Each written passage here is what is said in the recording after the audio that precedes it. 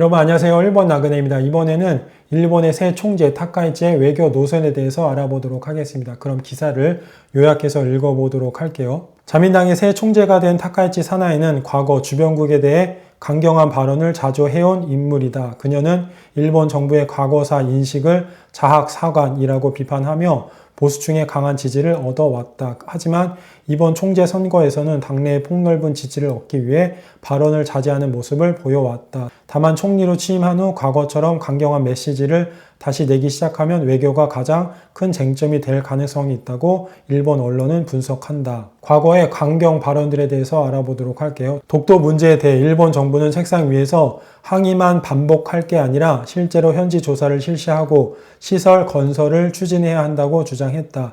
영국의 서처 총리가 포클랜드 전쟁을 일으킨 것을 예로 들며 일본도 행동해야 한다고 강조했다. 야스쿠니 신사 참배 문제에서는 총리가 국민을 대신해 사과하는 건 승인할 수 없다며 참배는 8월 15일에 당당하게 해야 한다고 주장했다. 또한 야스쿠니를 부끄러운 장소처럼 여기는 분위기를 만들면 안 된다고 썼다. 한국의 독도 실효 지배에 대해서는 단순 항의만으로는 부족하며 일본이 실질적 조치를 취해야 한다고 밝혔다. 최근에 변화된 태도에 대해서 알아보도록 하겠습니다. 최근 몇 년간 특히 아베 신조 전 총리 시절부터는 당내 요직을 맡으며 발언을 신중하게 조절하는 모습을 보여왔다.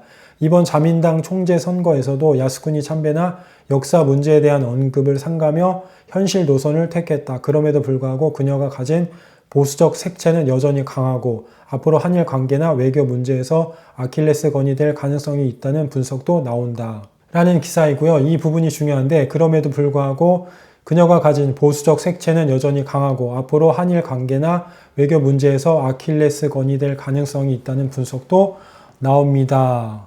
요약하자면 지금은 현실 외교를 시도하고 있는 중이지만 다시 언제든 강경 발언을 할 수 있다는 해석으로 추측이 됩니다. 여러분들은 어떻게 생각을 하시나요? 앞으로 한일 관계에 대한 여러분들의 생각과 의견을 댓글로 공유해 주시면 감사하겠고요. 이번 영상은 여기까지입니다. 이번 영상도 시청해 주셔서 감사합니다.